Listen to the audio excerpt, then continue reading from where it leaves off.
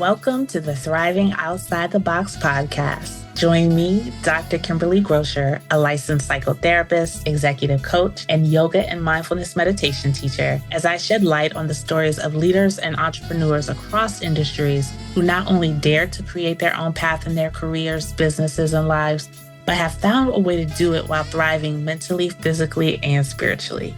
I hope you walk away with the inspiration to do the same.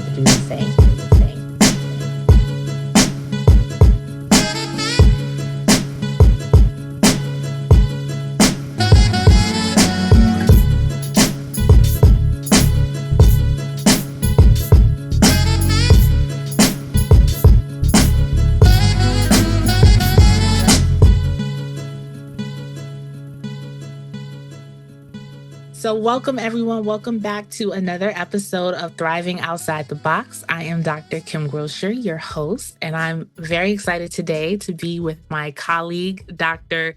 Daniel Knoepflmacher. Yes, is that right? That's exactly right. Yeah. Dr. Daniel Knoepflmacher. Okay. A lot of people, they just say Dr. K. Yes, but that's really it's Daniel, as we talked about. Yeah. Yes, absolutely. I know at Weill Cornell, we are in the habit of calling you Dr. K. So I just wanted to make sure I was saying that correctly. I So appreciate that. Daniel, go ahead and introduce yourself. Sure. Yeah. So I'm Daniel Knoepflmacher. I'm a psychiatrist. I think that's kind of the first thing I do, but I wear a lot of different hats beyond that job. So I see patients, outpatient practice, but my main thing that fills most of my days is I run a residency training program for psychiatry residents to teach them how to become psychiatrists. They come in as medical students, they graduate as practicing psychiatrists after 4 years. And that's a lot of my time and my passion goes into that. I have another title in the department, which is meaning the Department of Psychiatry at Weill Cornell, which is how I first met you at Weill Cornell. Mm-hmm. And that's a job title that doesn't really mean anything when you hear it. It's the vice chair for education. But what that actually means is that there's all these different components of education. We're at an academic institution, and I am overseeing the different programs we have, from teaching medical students related to psychiatry to the other training programs in addition to the one that I run. And then it actually has grown into continuing education for clinicians of all different types, and even beyond our institution is something that we're starting to try to grow. And then public education is something that I think is important too. And that leads to one other piece of work that I've been doing, which is I started a podcast a few years ago, which you and I have been talking about because you're also a podcaster now. So those are just things beyond being a dad and a husband, which obviously are a big part of my life that I do. Awesome. So we met several years ago when I was working full-time at Weill Cornell. Now I'm voluntary faculty, and we've had a chance to interact in the last few years, informally, but formally also in the residency program. Yes. Yep. So one of the things that always stood out to me, though, when I was at Cornell, was that you had a film background, and I never really got a chance to talk to you about that until recently. Yeah, no, I guess that's part of the out of the box part, right?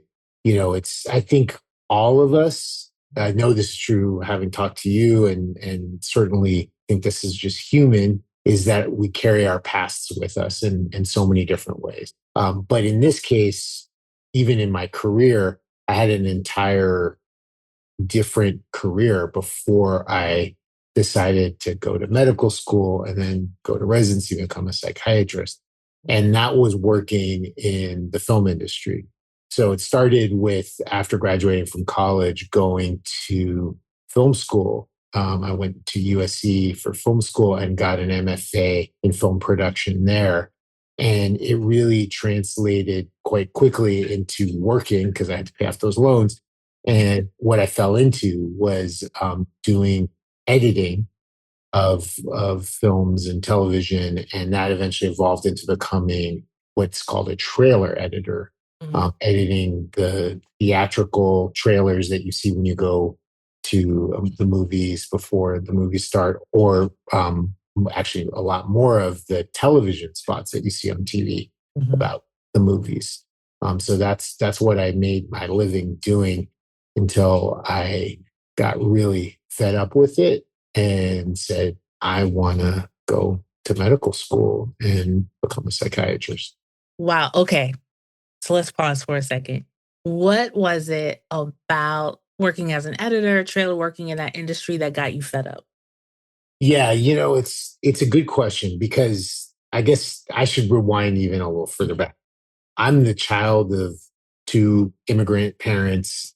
My dad came to this country and ended up becoming an English professor, even though English wasn't his first language. But as part of that, was always very interested when thinking about authors, about the psychology of the authors and kind of even more psychoanalytic theories that go into creating fiction and narratives. And then my mom was a social worker, family therapist. So that's the house I grew up in. And I ended up finding that, as I got older, entering high school, I was the guy that would talk to all my friends about their problems. I was interested, I was curious, but I also felt like, oh, maybe I can help. What was I thinking? I had no experience, but I would listen. And back then, that was when phones were still attached to the walls through cords, and I would get in trouble with my parents because I'd be lying on the floor talking on the phone, into the night, and they're like, "What if someone's trying to call us? There's no call waiting." So that was sort of in my head, and I thought I would go to my mom at work and see psychotherapists and psychiatrists that also worked in some of the places where she did. And I said, you know what? I think being a psychiatrist seems really cool. So I went to college thinking that's what I was going to do. At the same time, that was one piece of it. In high school, I was a big theater nerd. I was also a wrestler, so it was kind of all over the place. But I loved acting. Took acting classes since I was about 10 years old and was in a lot of the plays in school. And so that was an interest. I didn't think I was going to become an actor. I had a teacher once who kind of dissuaded me from doing that because she said it's a miserable life. And you have to go through so much hell to get there. And so somehow I took that in. But there's that piece as well. So I went to college saying, I want to be a doctor. I want to pursue psychiatry. I got into the first semester, it was college. I went to school in New York City at Columbia, and there was so much going on, and there were all these cool activities. I joined the radio station, was involved with that. And then, of course, I had to take my classes in pre-med. And the first one was chemistry. And I didn't like it in high school. I got there, the teacher who was teaching it actually had this book that she was writing that she hadn't even finished yet. So it was just this stack of Xeroxes. And she was like, this is your textbook for this class. I didn't last more than 6 weeks. I dropped it. And I was like, to hell with pre-med. I love all this liberal arts stuff. Got really interested in Islam, became a religion major, and then, was trying to decide what am I going to do with that. It was the age of independent film. And that felt like, oh, cool. I'm really interested in culture. I'm interested in people's stories, psychology. I love film. I like the acting. I had the radio background. I'm going to go to film school. So I managed to go to film school. And then that's where, I came thinking I want to tell stories. I'm interested in the story of immigrants, of diversity, of the stories that aren't told in America. I learned about film production. I really got into writing and editing. And then those loans were stacking up. I was like, okay, I need a job. I fell into doing some editing work. And then I finally found this job, which I got into the union for editors. It's called the Motion Picture Editors Guild, doing this work for movie trailers. And movie trailers are like narrative on speed plus cocaine plus whatever other stimulant. It's like I was sometimes cutting 15-second spots trying to tell the story of a movie in 15 seconds to get people interested to want to see it. And It was incredibly stressful because there was a ton of pressure on us. The studios were spending all this money. Executives were stressed out because they were worried about their jobs. They were screaming at us. My bosses were screaming. It was very supportive, psychologically safe work environment.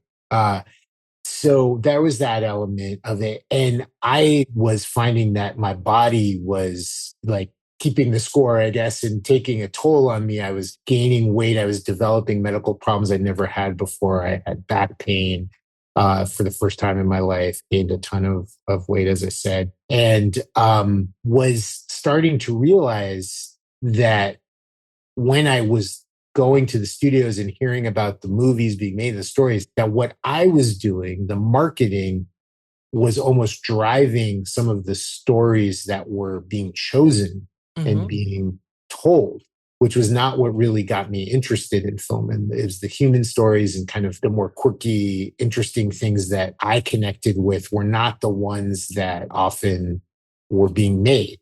And that the marketing was often the tail wagging the dog. And I wasn't feeling fully fulfilled in that. And I was seeing how unhealthy it was for me. And it all kind of came together. I was like, this is not what I came to do. I'm interested in human narratives. I'm interested in the human experience. I had this interest in psychiatry early on. What am I doing? And it came down to one time where my wife, Amy, she was pregnant. And we had bought our first house. We were living in that house. And she said, you know what? I'm going to get away. I have a college friend. I'm going to leave LA and we're going to spend a weekend in Palm Springs. And I was by myself and staying in that house. And while she was gone, I made this decision in my head. It came like a lightning bolt. I'd been thinking about it, but I was like, no, I'm going to do this. It's kind of weird thinking about it now. I can't even remember how that felt, that it just became clear to me. And I said, I want to go and become either a psychiatrist or a psychologist. At that point, I was thinking, and I need to ask Amy what she thinks about this. And then she came back from her trip away and I dropped that bomb and I was like, what do you think? And it was crazy. I was expecting shock. I was like anger or whatever. She just sort of stood there. She's like, I think it's something, you can do. And that meant really disrupting her life and her making sacrifices. And so it was a big moment. Wow. So this is audio as we know, but like, I wish you could see my face because I'm just like, because we've talked about this before. I also have a film background and it's interesting because I had the same experience. I actually went into school pre-med and psychology, fell in love with film in undergrad, was into radio, and I took chemistry. And I was like, yeah, no, I guess we're not going to medical school. So when you've told me all that, I was like, this is crazy. Yes. The similarity. Yeah. Exactly. And then we kind of diverged a little bit because I did go to social work school because my thought was like, well, let me eat and I can work on the film stuff on the side. But also connecting to a lot of what you said, I miss that field a lot sometimes, or sometimes I wish I'm like, what would that look like to be in that now or do that? And I did eventually go back and get a master's in media studies. But you're right. Like when you are creative and you're interested in the stories and you're interested in telling them and the visual aspect, but the industry surrounding it, oh my gosh, I don't think people really realize it looks really great. It looks, it's entertainment. It looks flashy and everything, but it's a lot of pressure. And it's working with a lot of people that have their own unchecked stuff. For sure. I mean, and I still have a lot of friends in that world who I knew from when I worked in film and then also from film school. And I was out in LA actually for the annual meeting for psychiatry, I guess it was last year. And after the strike and all of that, it just feels even harder than ever. And I've really felt for people because with things that are happening in our economy, with AI, with all this kind of stuff, I feel like that field is even more stressful. And it didn't have as much of a framework for I'm trying to think of the words that you use describing it, sort of that more unhealthy workplace aspect. I think that maybe there's been some reckoning over the past 10 years, but there isn't as much of that because it's a little bit of a freelance, like you come in, you come out. It's not like other workplaces that way. And there obviously all of the bad stuff that happened with Me Too, a lot of that was focused in that world as well. So, all of those things together, it feels like an especially tough time in that world. Yeah. I want to put that against how people think about medical school and residency and working in medicine, right? So it's like you're jumping from one frying pan into another. So tell me more about that pivot. Such a good question, because it's like, really, you want to go to medical? I mean, honestly, there were people when I told them that I was going to go to medical school, my colleagues that were like, "Are you crazy? Like we go to premieres, we do this creative work. Like, why would you do that?" I think the first step for me was, can I do it? The first thing I did is I took a calculus class online, because I did not take math in college. As I told you, I was liberal arts. I didn't make it through that chemistry class. So I just had to prove to myself that I could do it. And I was able to. And then I had to go back and I had to do the post-bac, the post-college pre-med stuff that I hadn't taken before. And that was another big test. And taking chemistry even the first time. And you know what? It was totally different. It was totally different than when it was in college. What do you think made it different? Yeah, I think it was that I was more mature, for starters. I think I was a late maturer. Like, I give total credit to people who were pre-med and went straight to medical school. I could not have done.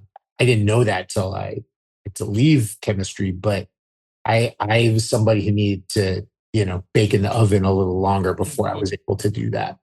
I also think the experience, which was very stressful and difficult in ways that we described in my prior career, made me really appreciate being in a classroom and where my only goal was to learn. It wasn't to deliver something with a deadline and have people scrutinize it and then sometimes get feedback that didn't make any sense, because that's what, I won't get into all the details, but that's what market testing said, which had nothing to do with the creative process and all that kind of stress and people screaming and all of that. Here I was like, this is just me, this subject, and a test. And that's there was something beautiful about that at that point in my life. And the other thing with medical school, specifically to answer your actual question, was by the time I got there, the way that medical school set up is there's, at least traditionally, there's 2 years in the beginning that are more like just fire hose of information that you have to absorb in classrooms. And then the last 2 years are clinical, where you're this junior person on the team, helping the care for patients in the hospital and going around and learning about the different specialties. That first half, it was rough. I wasn't as good as a lot of my classmates, but I was good enough and I was interested and eager to learn enough, as I said, with those other things. The other thing that I really noticed was I was already in my post mid 30s, like the upper end of my mid 30s. And my classmates were mostly much younger. They were like, who am I going to date? Does that person like me or not? Like, I was like, I've got wife, I've got kids at home.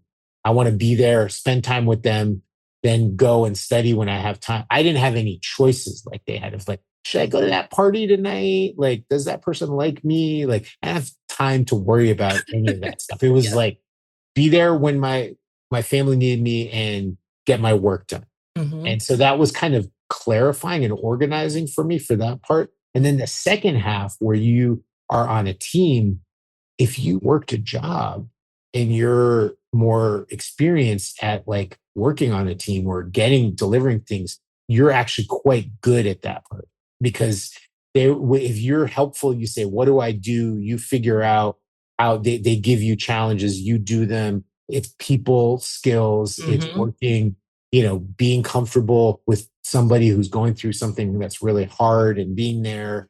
All of those kinds of skill set, they come into play during that part. And that was stuff that my life experience had already given me. So I think I had, I guess, an advantage at that point.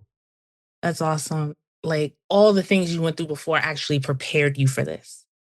I mean, listen, I think that's true for all of us. I mean, you just described your life and it was meandering too, similar to mine.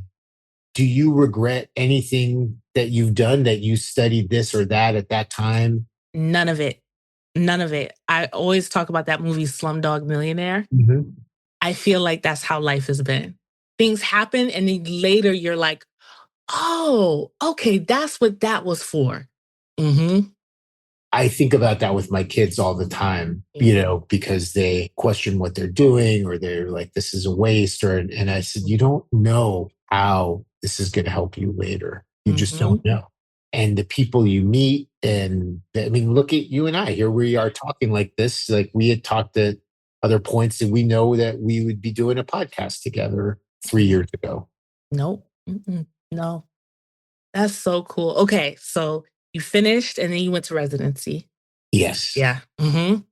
So where did you go to medical school? So I went to medical school on the West Coast. I was, living in LA, and my in-laws lived in Portland, Oregon. And we had a baby at the time, and LA was expensive. Portland was at that point a lot less expensive. And so we sold our place in LA and moved to Portland, where we had, in my case, in-law support, from people who could take care of our kids when Amy was working or when I was studenting, and so that was a big part of that move. Then came the post-bac, which I did all there in the local state school there, Portland State University, took all those classes I needed. And then it was, where do I go to medical school? I knew that I wanted to come back to New York. I love New York. I feel at home here. I feel like in mental health and psychiatry, it's just, there's so much going on here. People do, it's like therapies in the water here, And so I had a feeling that I wanted to get back to New York. But then the question became, do I go to med school in New York or do I stay in Portland where we have all this support? And I had a discussion with Amy and I listened to her. She said, you know what, at this point, it's going to be better for us to stay in Portland, even though, I think New York does make sense for the future. Our kids will be older. We already had our second child at that point. And so I went to the medical school right there in Portland, Oregon, which is called Oregon Sciences University. And then came back to New York to Weill Cornell for residency. Awesome. So even in psychiatry, you've still kind of done things out of the box. You know what I mean? Yeah, I mean, it's a good question. Like, what is out of the box in psychiatry? I think applying to psychiatry, I was what's called a non-traditional applicant. I didn't do the typical path to get here. I was, older than everybody else in my class. And I'm sure that 98% of the people who were applying, with me. So that was out of the box. I think that, once I was a resident, I don't know if I did things differently other than that I brought that whole past life with me. And I think I was a parent. So like I would understand what parents who I was working with as patients were going through in a way that maybe some of my classmates didn't, working with children, because that's part of what we do in our residency training. And then thinking about my career, I think I was approaching that from a different perspective than some of my classmates, frankly, because there was a lot of pressure on getting it done and making a living again because I was taken out of the workforce as a student. Mm-hmm. While I did do some freelance editing to Mm-hmm. make ends meet here and there as I was leading up to med school. But once I was in med school, I wasn't working, and getting back to the workforce was something I was very focused on too. Yeah. I have two questions actually. One, are the things you're doing now, so like you're seeing patients, right? But you also do these other like educational activities. You brought in the podcast, how are you even now kind of creating your path? Because I even know from working there, right?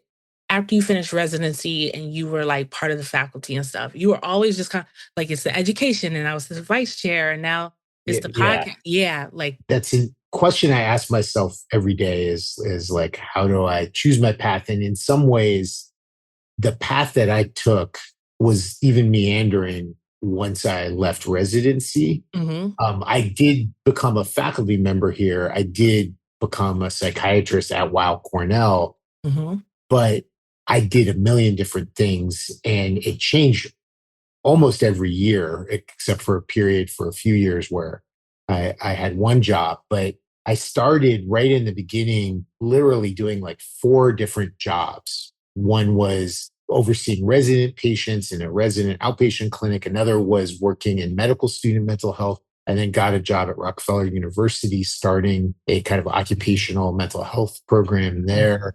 There were a lot of different things going on. I still also had my own outpatient practice separate from that. And I was involved in some resident teaching, supervising. That continued to kind of change every year. And then about 3 years after that, there was an opportunity for me to get one job, full-time job in the mm-hmm, partial hospitalization program, which is an intensive outpatient treatment program in psychiatry. mm-hmm, And that was an awesome opportunity because I love outpatient work. It's a teamwork setting where it's completely collaborative. It's a team of social workers, psychiatrists, and other mental health professionals working together, a lot of group work, family work, individual work. So it was perfect. I loved that job and went into that with just, again, on the side, having my own outpatient practice. And then the pandemic hit, rocked everybody's world. And in our case, it was first we were even doing the treatment by phone before we had Zoom set up. Then we did it all on Zoom. And meanwhile, the residency, as you can imagine, was completely turned upside down. yeah, And the person who preceded me, her name was Julie Pensner. She got a job at Duke. And for family reasons, that was the right opportunity for her. mm-hmm, And she ended up leaving. And then that created an opening for that job. Now, I was not planning to be a program director in psychiatry. That was not on my ambitions list. And if you had asked me a year before, are you going to be that? I would say, no, I would that's not even part of my plan. mm-hmm, But when this happened, I talked to her. I talked to one of my mentors who had been at that job before when I was a resident. mm-hmm, And they were like, you should consider it. I think, and I really contemplated it. And again, this is at a time when the world was upside down. Interestingly, I made another transition during 9/11 where I was doing more screenwriting, mm-hmm, and I had stopped editing as a trailer editor. I was completely freelancing and working on screenplays.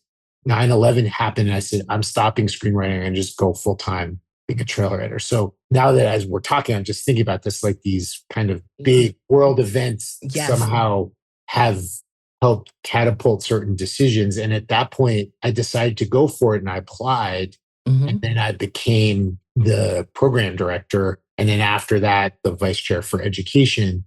And these were opportunities, honestly, mm-hmm. between you and me and everyone who's listening. I'm not sure if the pandemic ever happened that I would have been given those opportunities. Yeah.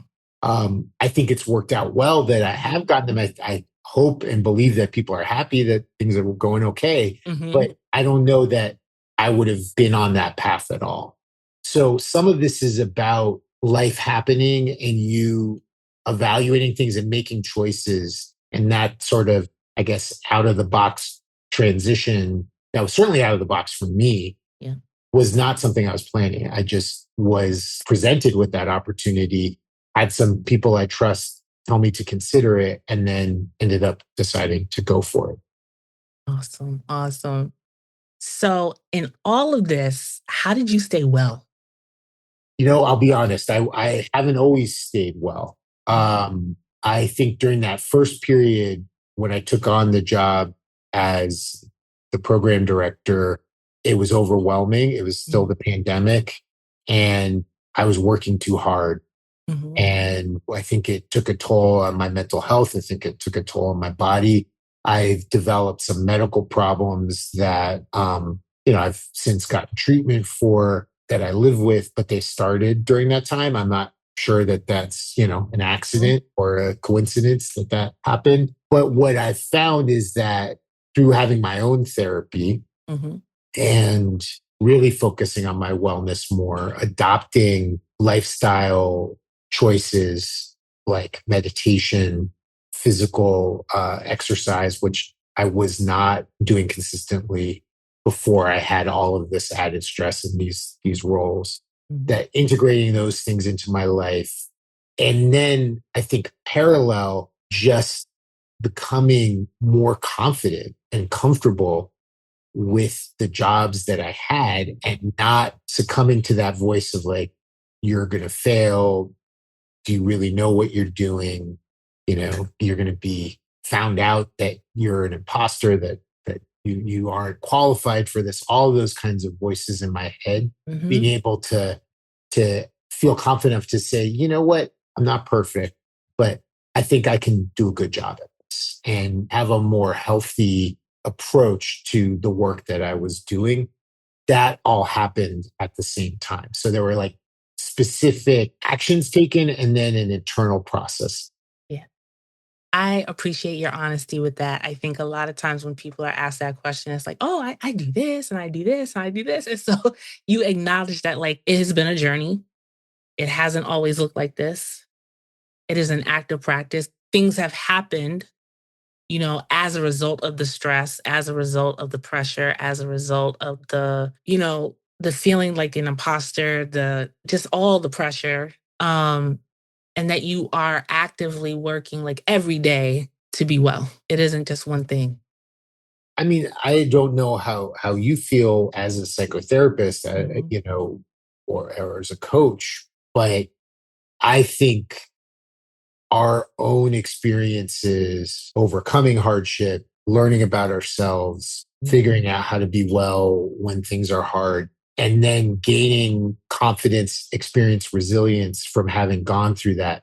I think it makes it easier or better when I'm working with people to try to support them through hardship, because I've been there.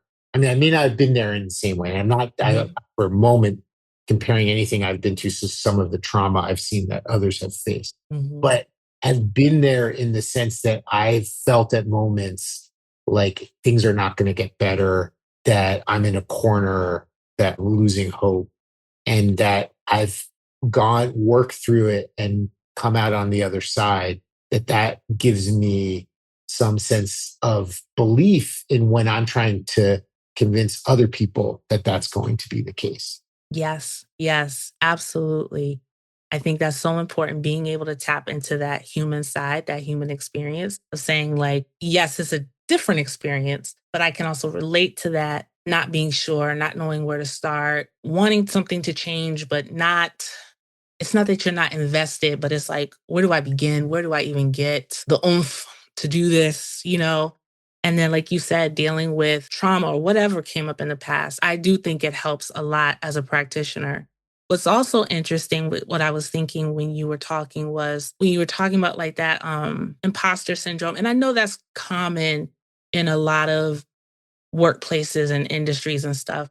But I do think there's something very different about what we do, because in most places, like, there's a ladder to climb, like, okay, you got this competency. Okay, great. And now you got this competency. Okay. So as you go, you might increase your confidence. But for us, the bar is always changing because no two people are the same.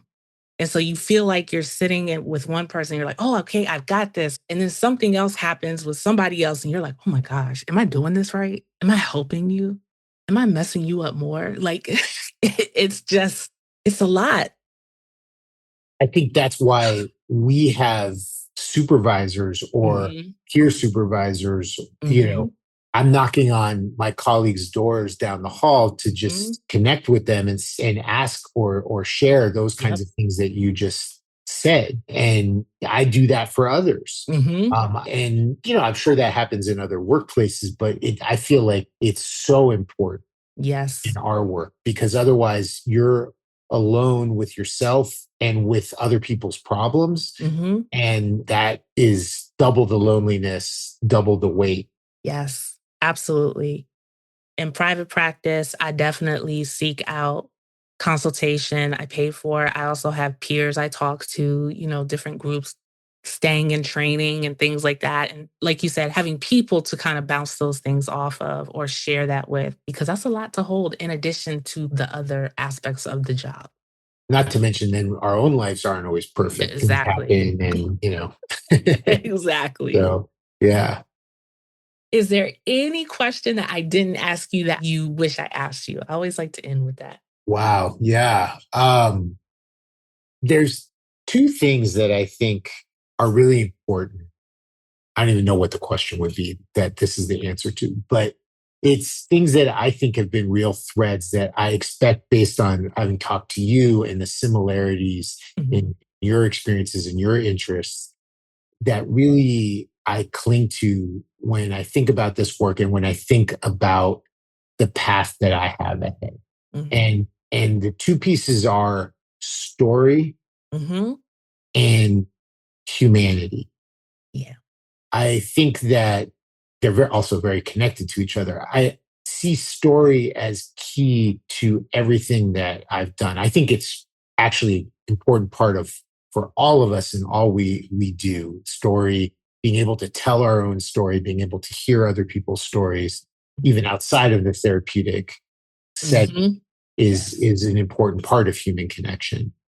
But really being curious about stories, which is the whole idea of your podcast, right?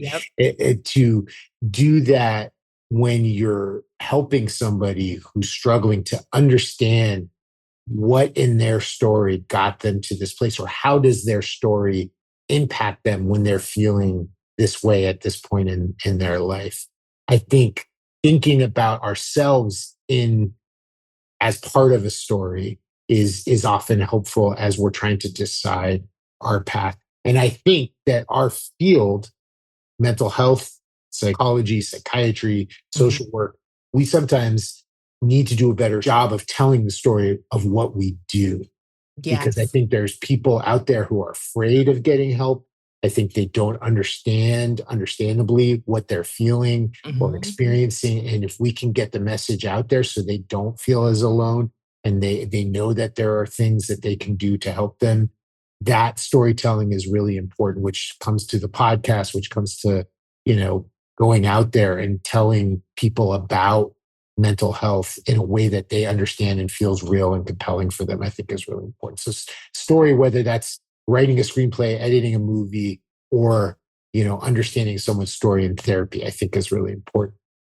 The humanity part, humanism, human connection, I worry about that in our world right now. And I Mhm. see that in the work that I do, isolation, social isolation, polarization that Mhm. is become a big part of our society, unfortunately.